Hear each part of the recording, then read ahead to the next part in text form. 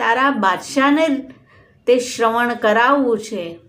હું તો મારા કેવળ શ્રી ઠાકોરજીને રીઝવવા ગાઈશ અને તેના પ્રસાદી રૂપે ભલે તારો તે બાદશાહ પણ શ્રવણ કરે.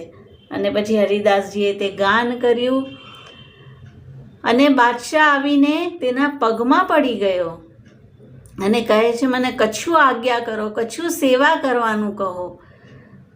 બાદશાહની સાથે તેઓ કુટિયામાંથી બહાર આવ્યા. શ્રી યમુનાજી વહી રહ્યા છે અને ચામીકર જે અનેક મણીનું ચૂર્ણ કરીને વેર્યો હોય તેવું આપનું રજ ચમકી રહી છે.